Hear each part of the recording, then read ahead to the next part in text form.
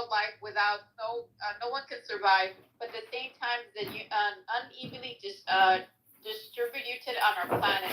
The government cannot properly manage the water. It will scare natural resources as a primary social financial resource. Water has the power to destroy and to create. Figures of water loss are staggering within the 7 years from 2003 to 2010. Parts of Turkey, Syria, Iraq, and Iran lost 144 cubic kilometers stored fresh water. 2 billion people live in areas where drinking water is constantly reduced, while the number is exposed to rise 5 billion by 2025. Ah, this shit is on point. I don't know who's putting this stuff, but this shit is on point. This is crazy. This is so Turkey, Syria, Iraq, Iran lost. So I think there's five. Wow. Okay. So it says reduce while the number is expected to rise to 5 billion by 2025. The drought would aggravate the observed global warming. Another event that they're trying to.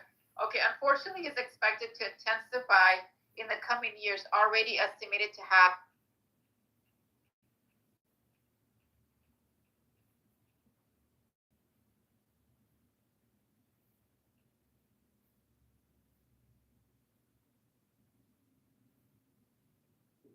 And from wars, dramatically, and data of NASA. If it shows this problem, experts warn the modern world would be jeopardized because of water scarcity. That's why governments must fight and cooperate to protect water resources and present a significant for the world. This has got a lot of stuff in there. Let me see. Introduction, NORA Global Research. It was to highlight the inappropriate of water for survival of modern world, to present the causes of international disputes, and also the aim of work. It is to describe the wars that have taken place, prevented today, highlight and need for the need for proper management of water, and is understood. The study tries to be useful tool to enrich literature reflection, water conflict, and the need to prevent the reduction of water.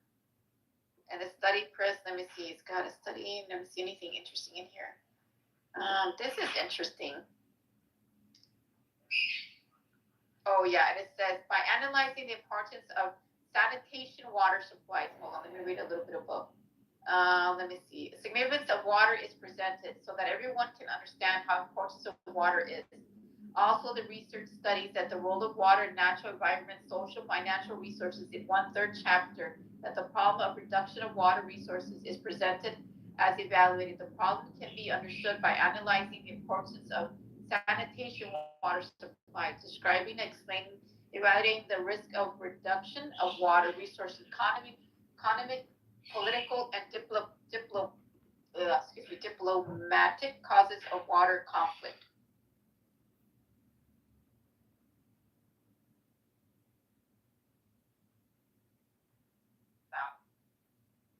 So we know they got Europe. I need to write all this down because this is just funny. This basically connects like all this mumbo jumbo.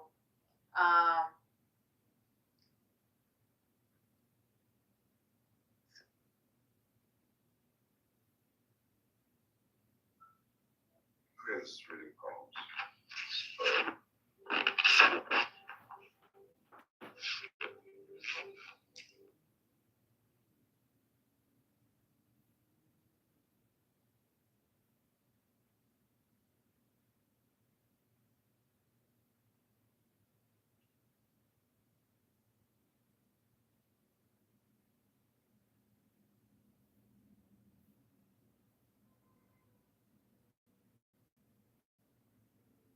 Have to be fixed, on a lot of the debt that they use to finance things. So this is an argument that I've heard about a lot of these corporate buyers, like Blackstone, whatever. I know I said BlackRock before because I think that was said before, but I don't care, whatever they're called. You guys can all correct me, but it's that they miscalculated in what they started to buy up during COVID, and they're going to pay the price. And I'm not saying that what you just said is reflective of that, in totality, but is what you're saying, that they are going to, like, what it is that they've done is going to create a consequence for them that might mitigate some of the things that people are dealing with now, or? It was just kind of added to this issue that people brought up before, like, about like what are the different components of why landlords raise rents. And obviously there's energy and there's other things, but there's interest costs too, because most of them use borrowed money, and most of them don't. No, I hear you, but like, so let's say you've got somebody like you have, let's say you have 10 units, right? And you have a bunch of people in your neighborhood, or a bunch of units in your neighborhood that are owned by Blackstone, and they're having to deal with what you're pointing out, which is the fluctuating interest rates that are fucking them over. But you've owned your property, the interest rate's set at a really low rate. You can undercut this, right? So this is a problem for them. Am I wrong? The problem for Blackstone.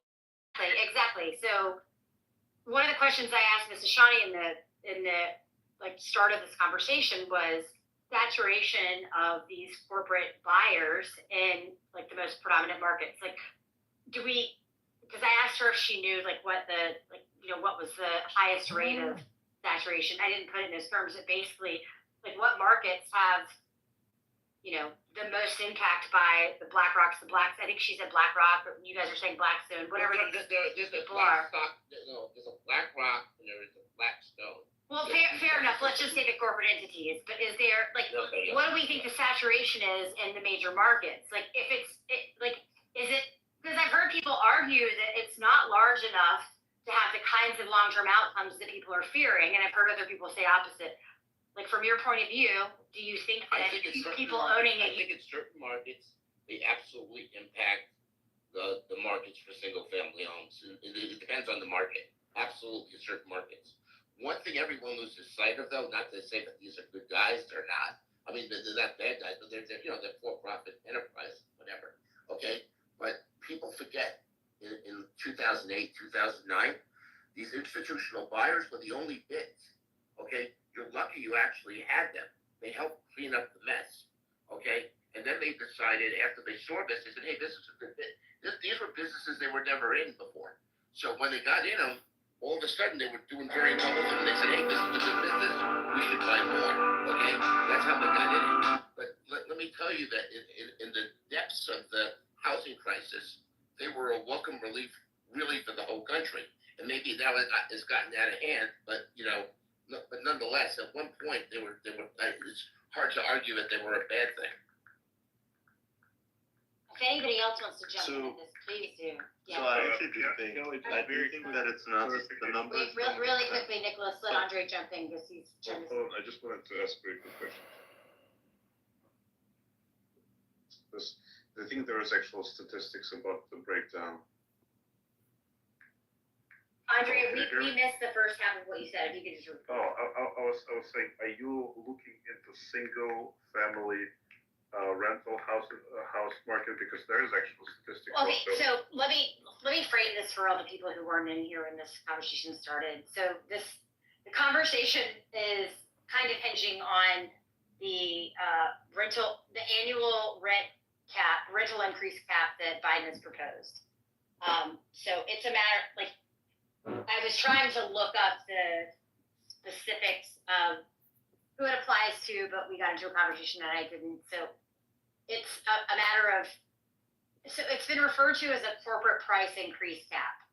And in the article pinned to the top, it says that it is limited to the ownership of 50 units. And so at first I thought that meant like in one building, right? Like a 50 unit plus building. And someone else brought up that would likely mean that it's one entity that owns 50 units. It doesn't matter if it's in one building or not. So we don't know specifically which it is, but I think that it's the latter. I think that the second.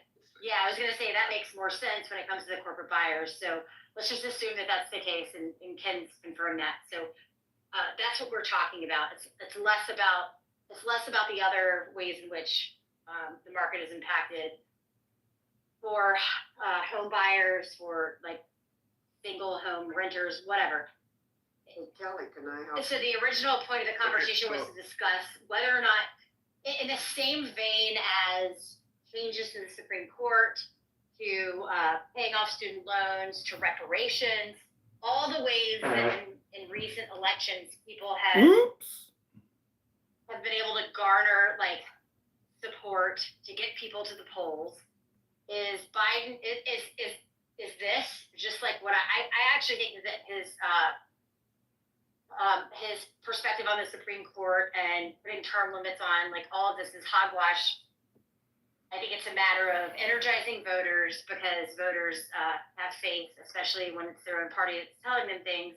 I think that this claim from Biden is very much in line with that it's something that's meant to energize voters. But I also think that people who hear this claim, who hear him talk about this, if they go back and they understand where these proposals come from, that they are scared for what it would mean if this kind of thing would be passed. It doesn't seem likely that it would be passed, but it doesn't mean that there, in reality, if it were, that there aren't like long-term really negative impacts because of the origin of this kind of idea, where it comes from, and all the things that are also part of it. Because I've said this before, but I didn't go into detail. But if you look at the article pinned, actually, I think it's an article in the chat. I need to repin it. Or excuse me, paste it, but there's a thing called the Renter's Bill of Rights, which is what this is a part of, and people think that if he is able to get any kind of momentum behind this, that regardless of how much he says that this is a short-term fix or a short-term like adjustment to helping people deal with the costs of housing, that this is the same thing that was introduced in New York, and within 3 decades, the legislature around this had expanded, and it like had really negative, destructive impacts to their housing market. And the same thing can happen to America, and I think it's a fair criticism. So I will pin the article that is in opposition to the one pinned at the top. Excuse me, I won't pin it. I'll paste it in the chat again. Go ahead. Yeah, so I want to see if I can answer one of the questions that you asked, which is like how much of an impact it would have on the mega corporations, gauging by how much of the market they have cornered. Now, before I do it, I would like to ask Ken one question. So, single-family rentals would include apartments as well as houses, correct? Is that correct? Well, single-family rental is a single-family rental. They're not an apartment building. An apartment building is technically a multiple dwelling. Okay, I'm assuming from the legislation that Biden is most interested, because this is what a lot of publicity is over, are these institutional landlords that own a lot of single-family homes. I mean, I guess he could apply them to multiple dwellings. I think and was most to deal with the single-family homes. And when he talks about 50 units, he's not talking about a 50-unit apartment building somewhere. He's talking about you own 50 single-family homes, because that's not, that's kind of not normal, right? That's only like, an institutional buyer would have that. It's not really only institutional though, Ken. I mean, there's a lot of people that went into that business, in our area after the crash. There are a lot of, and they're not huge companies. I mean, I know so many companies that went in and they own 50 to 150 homes, and they rehab them. And these were homes that also, when everything went belly up, people tore out the entire kitchen and the plumbing and the piping to try to salvage whatever money they could. And so you had a lot of these companies, smaller companies, that came in and bought up the houses through foreclosure sales, but really had to almost build the inside from scratch because the houses were decimated by the borrowers. And I don't see them as all, they're not all, I just want to say this because and Ken was talking about this, in our area, these companies saved our butts, and they saved our city, and they weren't all BlackRock and, huge companies. Some of them were smaller operators. They could come in and own part of a neighborhood at a very, at a fraction of what it originally sold for, but they also had their work in front of them because they had to, these weren't just picking up a house on foreclosure that Sun family nicely moved out of. It was a lot more involved in the acquisition of the property. Okay, so before you go on, So, Ken, Okay, so I don't actually, know- hold on, guys. I actually have something more. So we're running up on the 12 hours of this room. I don't know when it was started, but it's showing up as 12 hours in my notifications. I know Jason starts these like on the hour or the half hour. So we're going to have to end this like in less than 15 minutes to try and make sure that we mitigate the reality of whatever that is. So Ken, go ahead, but I just want to give everyone that warning. We're just going to say 10 minutes. Yeah, so Abby, everything Abby said was right about like where we live, okay? Except Abby, one thing I want to make to you, yes, there were smaller entities. You could still though be classified as institutional and not be BlackRock. Yeah, but I was trying to use institutional as not what people are assuming as huge public companies. Oh, yeah. Or big private equity. I mean, these were smaller operators. I know so many of them that did this. I know, yeah. So before we go down that rabbit hole, I just want to read. So the statistic actually will be, I think, helpful to answer Kelly's question before that. So the biggest landlords of single-family rental houses and multifamily apartments. Who owns the U.S. housing stock? I'm going to post this in the chat. It's from April 2024. You can pen it if you want. I think it's fine to do. Yeah. 80% of single-family rentals are mom and pop. Mega landlords, which is the companies that are questioned, like BlackRock and whatnot, own just 3% of the market. So what Abby is talking about, like the difference between mom and pop and the mega landlords, probably would qualify for medium-size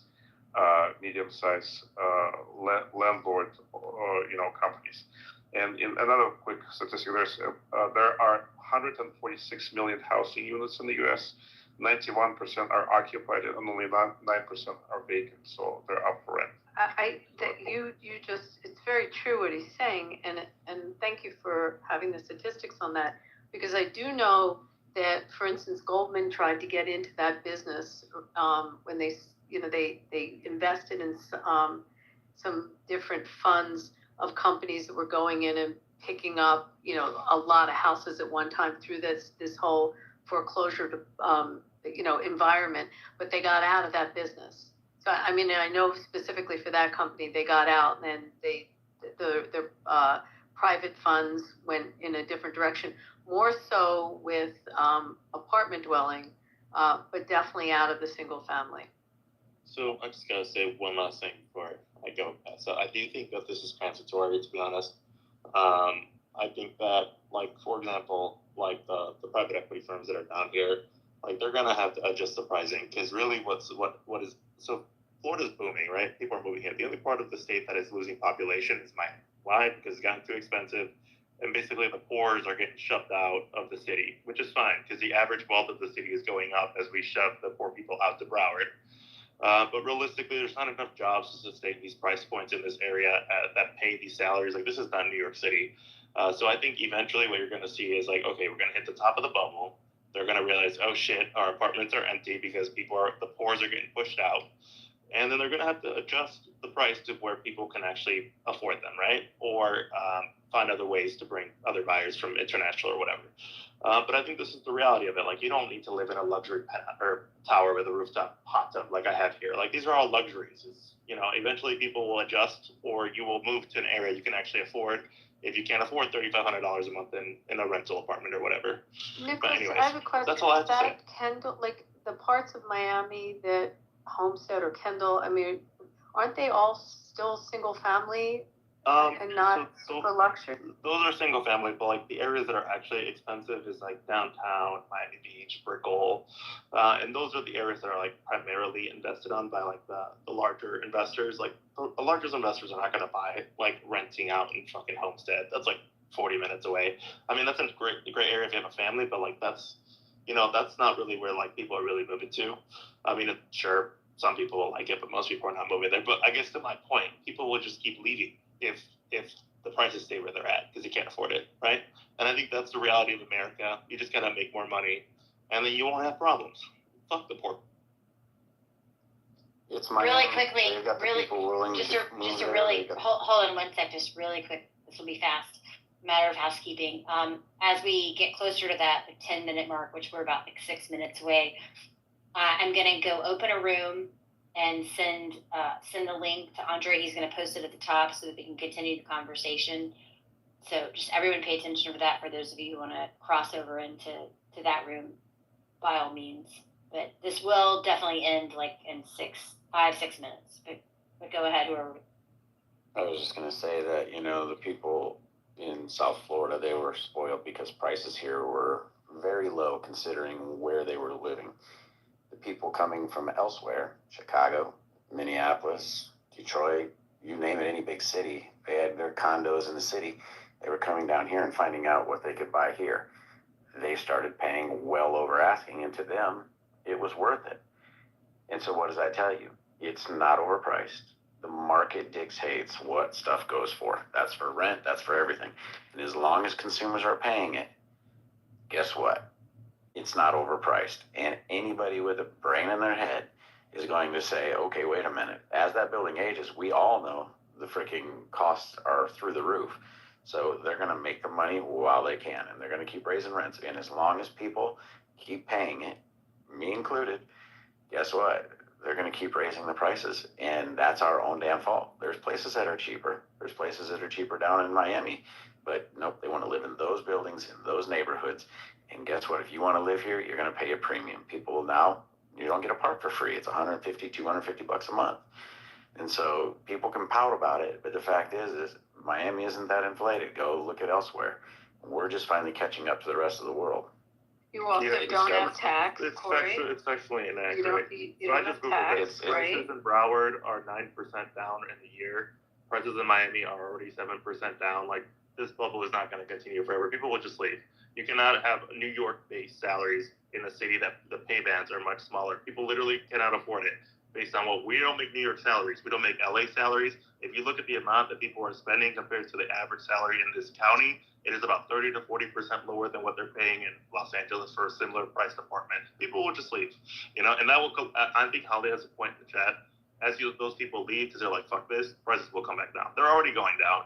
So you can just Google it. Literally, prices are down in Miami 8%.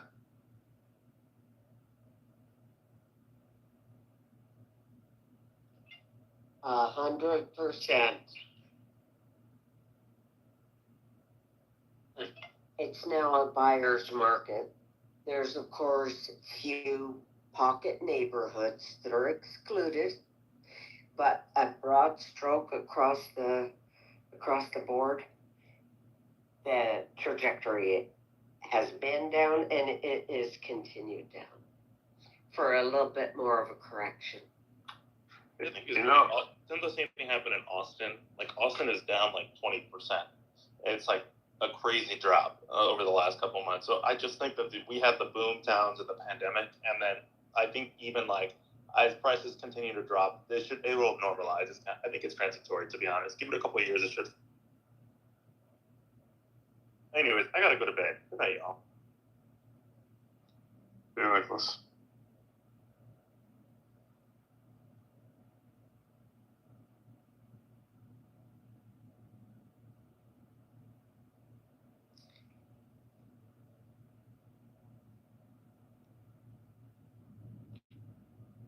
So looking now, it's showing a 1.6 on all homes overall at a 6% increase year over year from May of last year to May of this year for houses in Miami. So, I mean, we can look at all kinds of different stats. We look at these all the time. What I can tell you is this is what I do, that not all homes are going up. Not all neighborhoods are going up. But overall, it's a 6% year over year. Now, that's slow for Miami. That's slow compared to what we had. And yeah, a lot of it was transitory. I mean, you had a lot of people moving in down here. Right now we had a shift. Columbia had been the #1 market coming into South Florida. Germany just overtook that. There is a shift, you know, and those things are going to happen, but we still have a ton of people moving into the area. Yes, guess what? We put houses on, we come up and we say, oh, your house is worth 158. They go, well, let's put it on for 168. Okay, cool. They're not getting that. They are sitting on the market longer. You know, from a year ago to this year, probably about 15 days longer. You know, a buyer gets a chance to actually do their due diligence on a house rather than overpaying and not getting the, you know, ask for certain things. But this narrative that the pricing is coming down, that's not reality. I mean, there's certain neighborhoods where, yeah, you'll see a price dip. But if you're in a good location, you've got a nice home, my home that's on the bay in Biscayne Bay that I'm trying to sell, that one's not dropping. That one's still going up. You know, so I mean, the one right next to it just sold for 10 million. There's pocket neighborhoods. It's a gentleman. Ladies and gentlemen, if you Can I just wrap something up real quick? well, Cindy, we're gonna continue this conversation, so I want you guys to continue contributing. I just posted the link that Kelly opened the room. Yeah. Yeah. Just go. Everybody go there. I'm gonna be closing the room in literally like 1 minute, half a minute or so. So please click on the link that Kelly posted up there.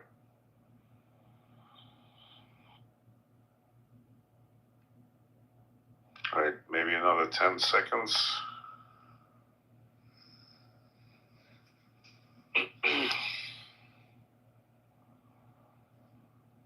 10, 9, 8, 7, 6, 5, 4, 3, 2, 1.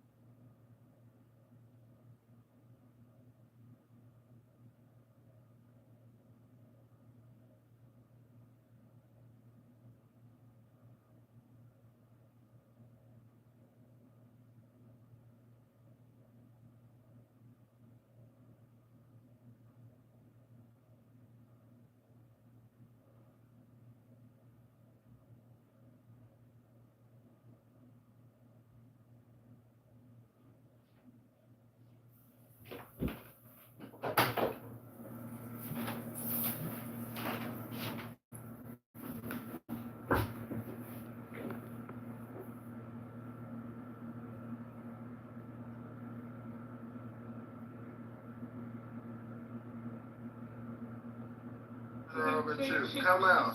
You finally coming out. We know. You finally coming out.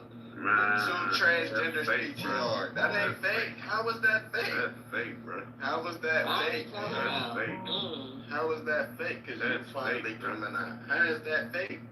You finally That's coming fake, out. man. Why you lying on me? Why, y'all really want to Nah, make that, bro? you said something to me. Tato? How did I make Tato, that? send that in the Telegram, Tato. How did I make Don't that? put that in that Telegram, Tato. Yeah, you finna go viral, little bitch. You should have said shit to me. Entirely different.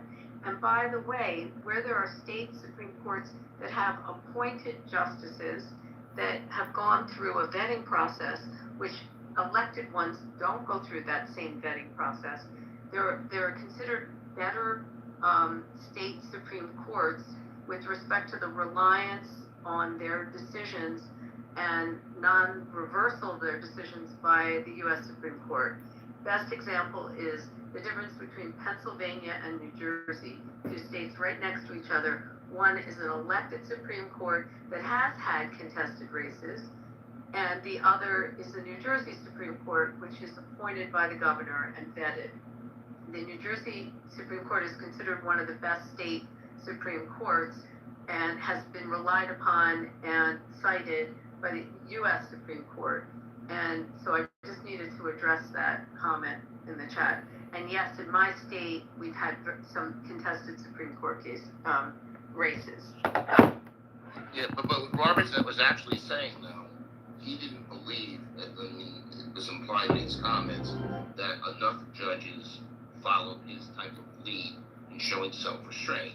Okay, in fact, if you look at the Supreme Court ruling that legalized gay marriage, I think he did it through a dicta or dictum, whatever the term is. I don't think it was part of his dissent. But he basically said, who do we think we are? Okay, so what he was saying was not necessarily his personal view on gay marriage. He was basically saying, this is not the role of the Supreme Court. He probably thought it should be left to the states. Okay, but this is, and that really is kind of more to the point, that there's a long history of most judges not policing themselves on a lot of these types of decisions and saying, you know what, I may disagree. I mean, it's what Robert Bork used to say, and everybody hated him for whatever reason, but Robert Bork used to say that Congress could pass a stupid law. I can think it's stupid, that doesn't make it unconstitutional. But we have more judges now who basically, if they see a law that they don't like, whether, it used to be just the liberals used to do this, then the conservatives started doing it because they saw all the liberals doing it, and now you've got both liberal judges and conservatives, some mostly conservative judges, doing it, basically finding rationales to strike down laws that they don't like, that they would vote against if they were members of the legislature. So, I don't think there's the self-restraint that there needs to be with judges anymore. So I think you have political influence if you're going to try to enforce a code of conduct that leads to all kinds of accusations of political interference with the judiciary, and ethical decisions can be, I think it makes it very political. But Abby, we have to just, we have this sort of ethics. It erodes the public trust. I'm sorry, Ken, I disagree with you. I know, I understand. We've had no problem self-policing. It's like all of a sudden the Supreme Court is being attacked, exactly what Kelly was saying, because he didn't like the friggin' decision. And then we're hearing all about justices that were put on that were supposedly, what was that lady saying the other night in the room, that were packing or stacking because they were 3 conservative justices. Well, I'm sorry, Clinton put on 2 liberal justices, and Obama put on 2 liberal justices, and Biden put on a liberal justice. That's how it works. It's always worked that way. And these justices don't always rule conservative and liberal. Gorsuch has swung all different ways on this. So has Amy Coney Barrett has ruled sometimes with the liberals. It's ridiculous. And I think that when we were in the room talking about stop and frisk, that Terry case that we were talking about, the majority opinion was written by the Chief Justice that was a liberal court. So they can go different ways. I mean, that comes from being on the bench for years and being seasoned, not forcing them off because someone doesn't like the way decisions are. The decisions are going with the temperament of the country. I really struggle with this. It's so important that the Supreme Court stays independent. But Abby, And doesn't feel the pressure. appellate division, the Court of Appeals, they have an ethics code, and they have lifetime appointments, right? They still have an ethics code. You know, I mean, do you think the ethics code for the Court of Appeals, you know, has limited their judicial independence? Because they have. No, because it was promulgated by the judiciary itself, right? The ability to rein that stuff in is given as a power to the Chief Justice. Ken, if you're asking, should there be some rule against accepting lots of lavish gifts? I go back to the remedy in the Constitution. If the Congress truly dislikes and is truly disgusted by the behavior, then they can impeach the justice. We shouldn't be looking for an easier route simply because we don't want to have the fight of impeachment.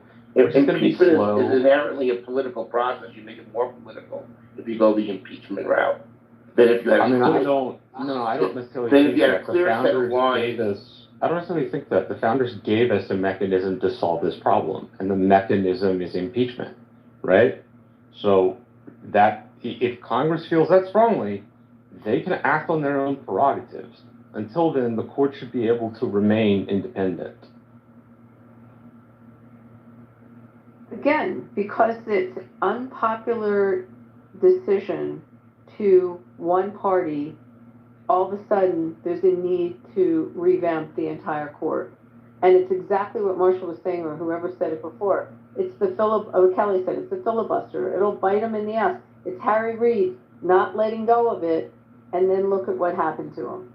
So it's the same thing. And there's going to be opinions that are not popular with a particular political party.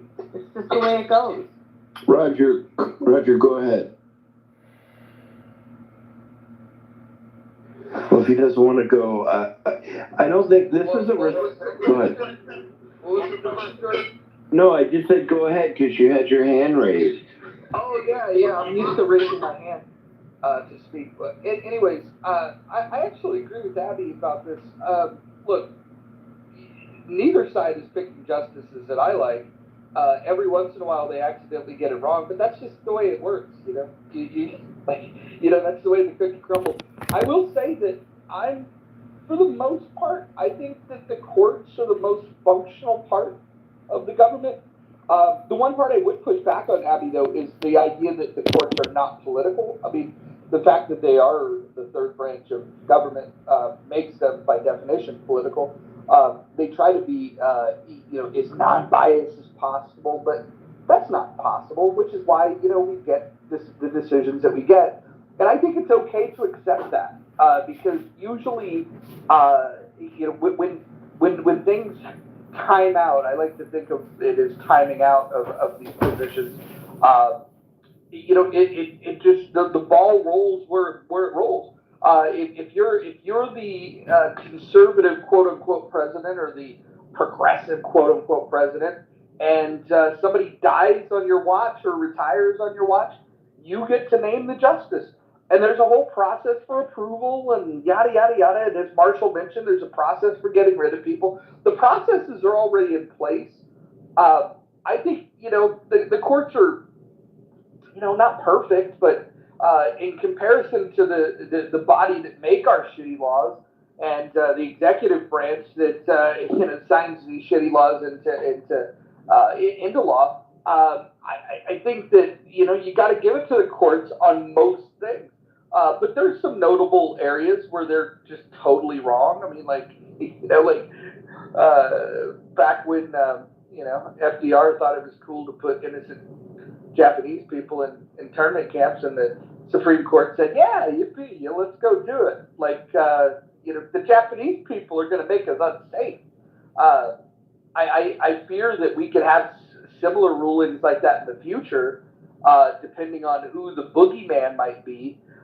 Because there are some people that think that safety is more important than freedom, and those people are wrong, and I wish those people wouldn't be on the Supreme Court. I think that this is not about any decision. This is about Clarence Thomas. This is about people not recusing themselves when they should. This is about the integrity of the court. And I think that, the court actually made it quite easy for any legislator or anyone to, push this agenda. And Biden is just following through with the notion that the American public has never had less trust in the Supreme Court. I mean, so it makes sense to me, timing-wise. It doesn't make any sense to me. Nothing's been proven. You don't have any proof that there was an influence peddling. And if there was proof of it, the court can self-police.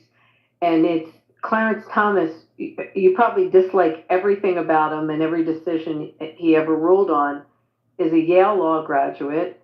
He's a very bright man. You may not like any of his opinions, his dissents, but they didn't put a buffoon on the court. And, there's no proof that a decision went a different way than it would have gone because of some influence peddling.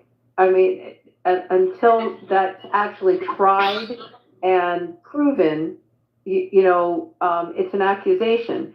And then you have to look at all the actions of all the justices and where all the justices over the years went on vacations, who they hung with, who did Ruth Bader Ginsburg go hang out with, who'd she have dinners with, who were her friends, it just, you open up such a Pandora's box with it. And I totally disagree. I think this is a political motivation. And what Roger was saying, Roger, we are really agreeing, because I think when someone gets appointed and they know there's no more political agenda, now they're free to rule as a jurist and to be an originalist, to look at the Constitution, and they don't have political winds blowing. They can rule objectively without any political pressure on them. Yes, maybe they got there politically, but that was my point. You have conservative justices that have ruled liberally in cases since these three justices came on the bench. You have Gorsuch that has sided with the liberals, I think, on the taking, some of the taking cases. So that's the point. They can go in different directions. You had a liberal justice rule that it's okay for stop and frisk and wrote the opinion. That's the independence of the court, and you're taking that away from them. And I think that's wrong. Do you think that there's any proof that they lied during their confirmation hearings? The ones who did a 180? I don't know. Ketanji Brown, does she know what a woman is or doesn't know what a woman? I don't know if she was lying, if she really knows what a woman is, or I don't know if it was bullshit what she was saying. What do you think? Her name is Well, Ketanji Brown. I can't, I'm sorry, it's my silly accent. Hold on just a second. So, Madison, I think this is a good question. And I think that people ask it around people who aren't able to answer it in the kind of context that's worthwhile. But I've heard some people answer it in some kind of a context that I think is important. So I'll try to channel these responses because they make a lot of sense to me. In the same way that, for instance, Ketanji Brown Jackson couldn't answer the question of what is a woman, and I think it was fair because, when it comes to matters of law, what a definition is has meaning. And in the same ways that if she were to be asked any kind of question that could in fact have something currently in front of the court, she'd be limited the way that she could answer it. And any kind of a question that doesn't at this point, but may in the future have some sort of a decision in front of the court, she certainly can't answer in that context. She can answer in the context that she has available to her. I think that that's how these justices answered. The cases that they were presented with after the fact, they weren't in front of the court. They were not national news. They weren't a matter of something that could be commented on the time. And so for them to say that it was, I can't remember the wording, but basically unchallenged law, settled law, I don't understand how that would be considered to be a lie, because that is what it was up until the point that it wasn't anymore. And I don't think that we would want any court justice to answer a question in that kind of an interview that basically is meaningless, because until a case comes before the court, in the world is any justice supposed to answer questions about whatever issue might be implicated by that case? How are they meant to answer questions about any kind of future decisions? Like, they can't. Like, this is in the future. You're asking them to predict the future. And I also don't understand how these questions were. The reality of the fact that these questions were asked in the first place, I think, says a lot about how some people felt about the decision in Roe. If there was no issue with what that law rested on, why would anyone be asking that question? Like, how many other questions were asked about settled law? Like, I think that there's some obvious things that we have to contend with, and using their answers to this particular question that you're pointing out, it seems foolish to me, because it wouldn't have been asked in the first place if there wasn't a question around that decision. You know that they can't answer questions based on a case that they wouldn't be privy to because they're not on the Supreme Court. It's not a matter of public understanding, so they wouldn't be able to respond to it anyways. And even if they had information about any of those things, they wouldn't be able to tell anybody else before a decision came out, or they likely wouldn't. I guess the rules about what they can or can't say are, I'm not so sure what they are, but like, it's foolish that people would say that they lied. Like, I don't understand how it is that, like, that's a lie for them to say that it's settled, when at that moment in time, like, there wasn't anything upending it. Does that make sense? Like, I think that this is like a real crutch that is meaningless, but people fall for it and they believe in it, because why not? People that want to think that legislating from the bench is okay, they're not going to accept the fact that there was a problem with Roe versus Wade, and they're not going to acknowledge what may have been corrected with Dobbs. They're going to focus on what you're absolutely right to say was like a thing that people had relied on that had some social upheaval. That's absolutely true. That did occur. But if you want to blame that on justices who were not dealing with the case that came later on, and you want to say that they somehow magically knew what was coming down the pike and they lied about it, I think that's bullshit. Because if you think that's bullshit, then you should say that Ketanji Brown Jackson was ridiculous for not answering the question about what's a woman. But I don't think she was ridiculous. I think for the same reason she answered that way, they answered the way that they did. So, but, I mean, Kelly, what you're missing in all of this, though, what everyone's missing, because most people aren't old enough to remember this, some of us are, that there used to be a time, pre-Ginsburg, okay, when judicial nominees used to answer questions a lot more forthrightly. That ended with Robert Bork, because Robert Bork was probably one of the most qualified nominees that we ever had, who all of a sudden couldn't get confirmed to the Supreme Court despite being unanimously approved to be on the D.C. Circuit by a voice vote. He was a judicial scholar, much more than most of the people who end up on the Supreme Court. He was a law professor. He had written a lot, so his opinions on stuff was well known because he had actually, written books and stuff. Okay, and because when he was nominated for the Supreme Court, the Democrats said, "Oh, he's out of the mainstream," and even though they all voted for him for the D.C. Circuit, by the way. Okay, after Bork, it became kind of standard practice. If you want to be on the Supreme Court, don't write anything, don't be a law professor, don't have an opinion. This is where it is. The only one who got away with having any opinions was Ginsburg, and I think she was in a unique situation where she was able to do that.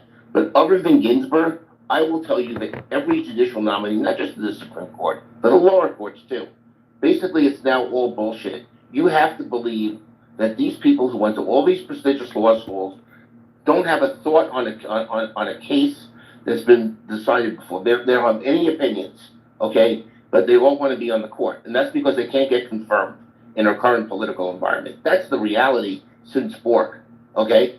But you have to understand that how important the Bork nomination was to changing the way that we even ran these confirmation hearings and the way that judicial nominees answered questions. It literally changed with him.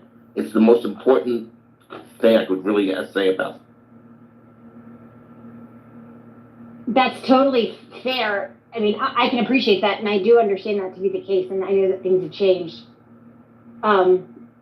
Which is why the comparison I made was with someone like Ketanji Brown Jackson. No, you're right. It's the same thing. I mean, her response was ridiculous. I mean, but all the responses these days from the nominees, even from the lower courts, are ridiculous. But we're stuck with it now because of what happened with Robert Bork. There used to be a time when the only thing that the senators really concerned themselves with were judicial scholarship. You know, do you understand the laws? I mean, that's why it's interesting to watch Senator Kennedy interview some of these nominees for the lower courts, by the way. Because, I mean, Biden's nominating people who don't understand basic, you know, like legal concepts like judicial estoppel. I mean, they can't even define it, okay? But that's the way that we used to confirm judges. It's like you have like a basic understanding of what a judge does. Do you understand this injunction versus that injunction, whatever? You know, this is where it is, okay? And then it became something else, you know, post-Bork, you know? But, I mean, look, and I'll tell you something else. Lindsey Graham, and he always said this, he was right, he doesn't do it anymore. Lindsey Graham voted for a whole bunch of Democratic nominees, okay, for the courts. He voted for Sotomayor, not because he agreed with her, because his view of the role of the Senate at the time was it's the president's nomination. If the president nominates somebody who has the kind of like the minimum qualifications, the judicial scholarship, you know, and they're qualified to be a judge, the fact that their philosophy is different than mine doesn't mean that I should reject them. But now that world has changed, okay? And now you have people getting rejected over their judicial philosophy, not about whether they're like skilled legal scholars. So when you talk about I get it. Hold on. So Madison, listen, I absolutely ask you to like pull this up. Maybe I'm wrong. I don't. Maybe she spiked out because she was about to speak. Well, she put in the chat. It was a simple question: will you overturn Roe versus Wade? Like, first of all, I don't see how that can be a question that like somebody can answer until they understand the matters of the court. Certainly until they. Like, you can't answer that kind of question not knowing, like, what would be the reason for it to be overturned. As far as I remember, the question was, do you consider it settled law? That's a different thing. Like, I can't imagine a world in which we would rely on people that we want to be members of the Supreme Court that feel obligated to answer a question like, will you overturn something, and then feel obligated to uphold that a yes or no on that. Like, I wouldn't want that. That's like the height of politicization, in my opinion, and we already are struggling with that. So I don't know. I wish Madison was here because I would like to. I would just like to interrogate that like a tiny bit, but since she's not, I'll just let you get.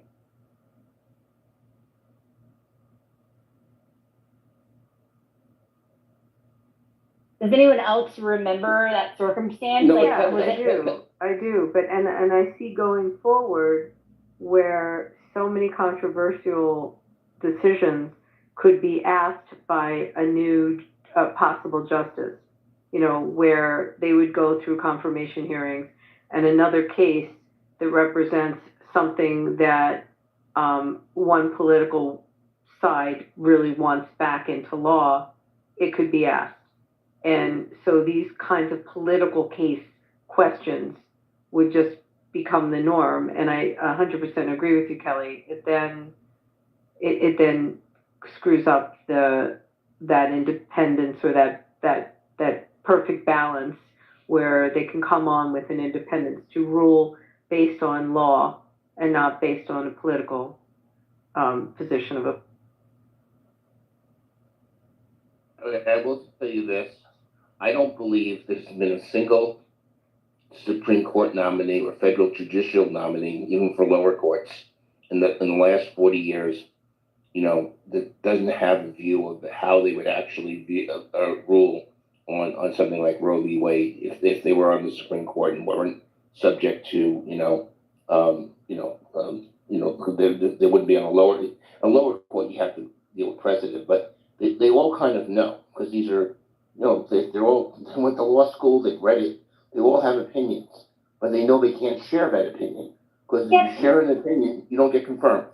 But sure, that's true, Ken. I agree with you there, but it's also a matter of like, it's like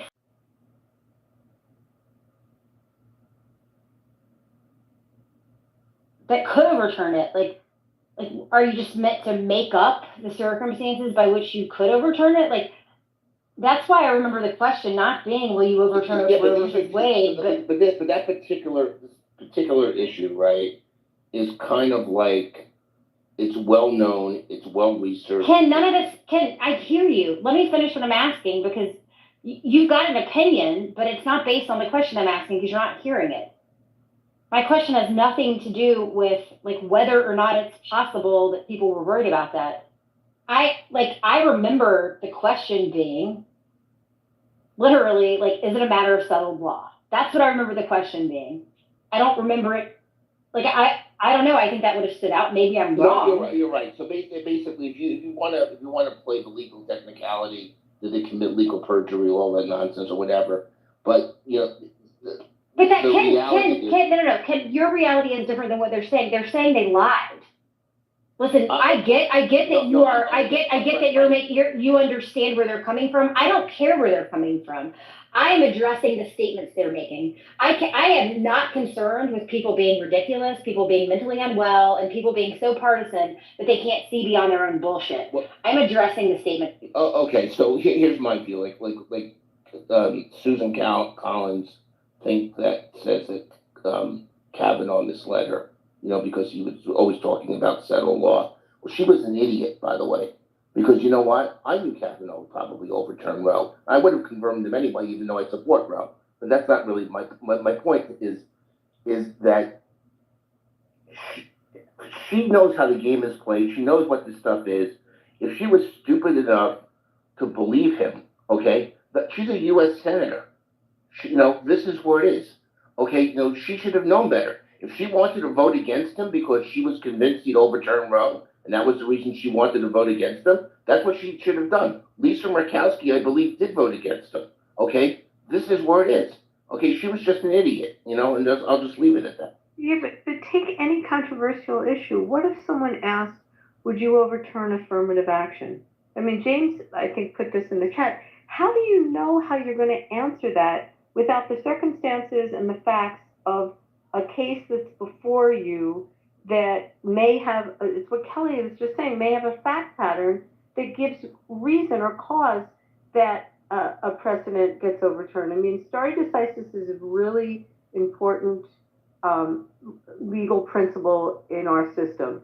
It's rare that cases get overturned, but they do get overturned, or portions of a case can get overturned, and not an entire case. So let's say the question was about the affirmative action cases, and who knew that the Asians would bring the lawsuit that they brought, and who knew how that would then turn.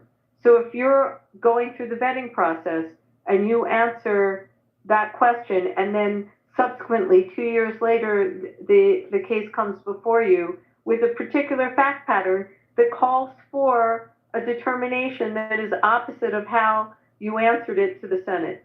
But who knew how that fact pattern was going to be? I mean, it's projecting the future, and I think it's I would not agree a fair with you on question. affirmative action now, because I think that's a very broad subject.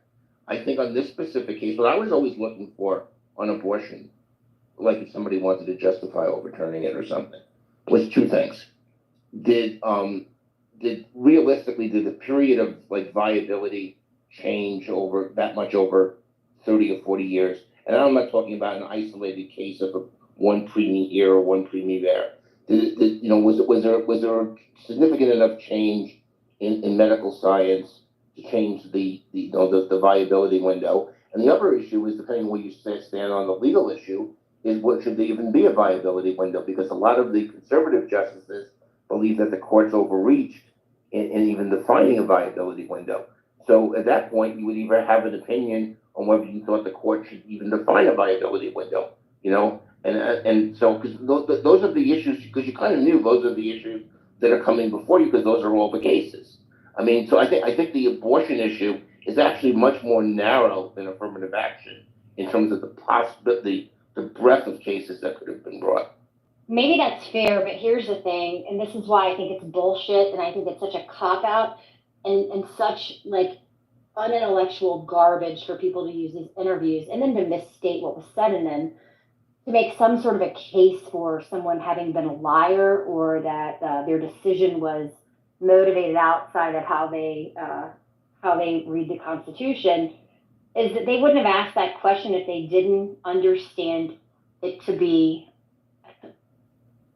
commonly held that was a decision that people questioned, like, from when it was made. I mean, like, if they didn't feel like there was a reason to ask it, they wouldn't have asked it. And the fact that they asked it says everything about the possibility of it being overturned given the right court case. I mean, I think it's ridiculous not to acknowledge. I'm not saying that no one here is acknowledging that, but I'm just saying, like, when people act like all fucking butthurt and how they think the law has been contorted against them, the fact that they asked that question in the first place tells me that they should acknowledge that it was an absolute possibility based on the decision that was made.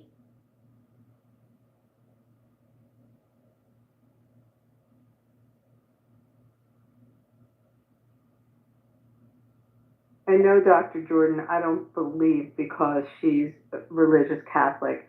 Scalia was more religious than her. So if you want to blame someone's religious convictions, I mean, I think that's really a baseless claim. Well, I don't want to give Dr. Jordan the opportunity to talk about attractive women. I didn't come up with that. I mean, Hold on. Dr. Jordan, save your horniness. Okay. You have some serious background noise. I don't know what's going on. You can inject your really active. Hold on. Listen, we're at kind of a lull. I want you to respond, but I'm going to interrupt the momentum of this to point out why this room was open in the first place, why I wanted to open it again. We were talking in a previous room about, I'm guessing a lot of you have heard this, so I'll keep it brief, about what Biden has suggested to be something to deal with the housing crisis in America, the increase, the housing crisis in terms of access and cost. It seems to be that people don't think that this is going to be a thing that will pass. And just this particular rent control piece of it, I'll put some articles in the chat. We all got kind of sidetracked. I was in some back channels talking, whatever. I'll put some articles in the chat that this is all based on. But there seems to be this thing called a renter's bill of rights, that this particular price cap for what people have referred to as corporate rents being capped. That this is like one aspect of this renter's bill of rights. Sorry.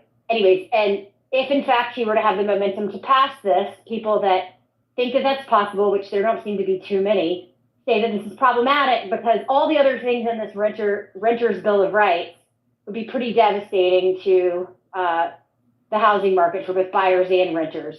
The government control would cause chaos. It would have the kinds of impacts that we saw in places like New York and the rent control that they had, and impact way beyond that because it goes way beyond what happened in New York. This particular piece of it, though, is a matter of, I think the reason that it's called, or the reason people refer to it as corporate is because it's for people who have 50 plus units.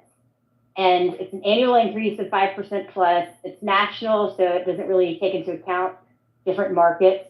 So imagine if you're in a place where you have the lowest rents in the country because the cost of living is low.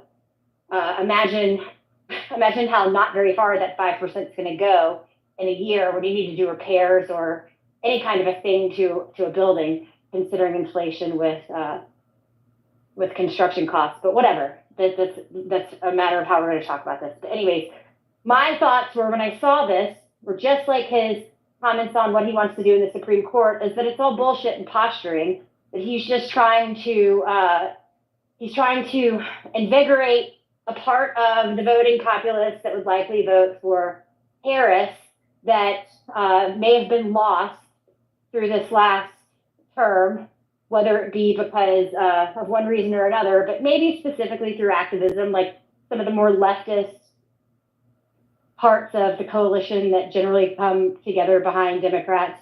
I think he's doing his best to shore them up. But I also think that this is just what people do, right? This is, even though he's not on the front of the ticket, maybe this was already, ready to go, and he's just doing Kamala a solid. God knows she probably needs it, whatever. But I don't think that there's any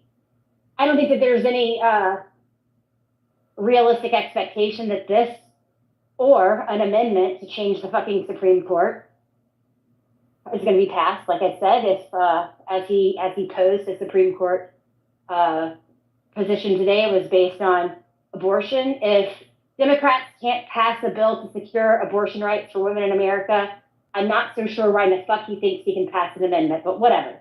Either way, I think it is all bullshit. It's all statements trying to get votes, and at some point in time, this kind of manipulation, like bald-faced lying, it's going to have some kind of an impact. I'm curious what you guys think that it is. If you want to speak specifically to the rent control piece, I think that's awesome. If you want to speak specifically to how it is just a matter of trying to manipulate the voters, I think that's interesting. So, should I go? I was just going to say that I have a crush on Amy Coney Barrett, and just like I had one on Sarah Palin. If she wants me to sleep under her bench or on top of the bench, whatever, I would comply. That being said, I didn't come up with anything that I said on my own. I mean, that's just consuming MSNBC and CNN forever. It's like mainstream media basically said that, this Notre Dame professor, they kind of predicted, well, I shouldn't say they predicted, they anticipated that she would vote on certain issues a certain way. And, I mean, that's just the way the court has evolved, the high court has evolved. And so, I don't think I'm insinuating anything. That's just what was expected. And some of the things I probably might even agree with.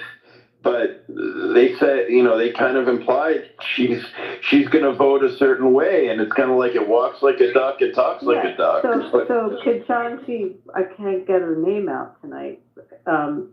Brown Jackson. Thank you. You don't think there's an assumption she would rule certain ways? I mean, look at her dissent on the immunity case was just bizarre, her dissent, that he could send in a SEAL team. I mean, it is just ridiculous. I mean, there's so much I could say about that, but the point is, you don't think there was an anticipation on how she was going to rule on cases? You put a justice that has more liberal leanings and comes from a CRT background, you know exactly where she's going to go. So, what's the point? Well, I guess it just what's your problem? No, you're right. But what I'm saying is that consuming the news that I do, they're obviously going to make a much bigger deal about it on the other side with regard to certain issues, and so they did. And so it's hard to step away from that. I mean, I'm not joking when I say I need to watch. If I watch more Fox News, I would probably come away with it. They probably did the same thing with regard to her. So it's just that growing up, the high court to me was always this. I held it with such esteem. And when you watch the media today, they've really attacked the court. Now, maybe they're not right to do so, but they have, and it's hard to unsee those kinds of media commentaries. Well, to zoom out a little bit from this particular thing, it doesn't mean we can't go right back to it, because one aspect of what I pointed out lends to this conversation and probably others in terms of promises made, promises never kept. But yeah, voters keep voting. But anyways, do you guys, so when you have something that doesn't seem to have enough support, as I laid out, like, I'm not so sure how in the fuck we can imagine that an amendment gets passed when the excuse for that amendment is something that's a matter of just getting a bill passed. But not that I expect people to think rationally about this. Like, obviously, that's not what's happening. So do we think, though, that even if the path seems pretty difficult, are we meant to take any of these people seriously? And at what point do we acknowledge? Because listen, I don't want anyone to think here that this isn't a matter of shit on the right, too. I just spend so much fucking time talking about, because it's built into the cake, right? It's like, to have a conversation with people across the aisle, the immediate, what underpins any conversation like that is having to acknowledge the deficits on the right. So what I'm trying to do here is to point out the ways in which you've got one party that seems to be on the back foot, and they're gaining ground, which I think that's totally true. But I'm guessing some of this stuff was lined up anyways, so to build up momentum for votes. So it's going to come from that direction. In this case, it's coming from the left. Are we meant to think that they're actually going to try and put a national rent control in place or pass an amendment to accomplish something they couldn't even pass a bill for? How are we supposed to take these people serious? Of course they're not going to try. It's just a political talking point. I don't think anyone's going to dispute that, regardless of where you are on the political spectrum, because it's basically impossible to pass a constitutional amendment. And in fact, right, Ken, I agree with you, but look in the chat. People are arguing about, like, people lied in their interviews and 50 years of precedent and blah, blah, blah. Like, people believe this stuff, and I don't blame them because they trust their politicians. That's different. It's actually different than what you can amend the Constitution. I mean, it really doesn't. Those are separate issues. I hear you, but what I'm saying is people are actually motivated by the bullshit, and it's. Well, do you not agree? You have a U.S. Senator like Susan Collins saying that she got lied to. Well, of course, they'll believe it. And I think, it depends what people call a lie, I mean, this is where it is, right? So people have different views of what a lie is. Some people want to stick to this, like, really legalistic, definition of, whether, you would be legal perjury. And then other people, like, look at it more substantively, like, well, you let me believe. Think about all your personal relationships that you've had, with your spouse or whatever, if you've ever had this happen, where, they may not have technically lied, but they substantively lied because they misled you. And that's the way people are looking at it. But you can't ask someone if they're going to overturn something. Again, there's so many factors that come up with any case that comes before a court that, and someone James put it in the chat, you can try to get a tendency or an opinion about a particular ruling that happened, but not whether they're going to overturn it, because you just don't know what case which had standing at the time is going to come before you.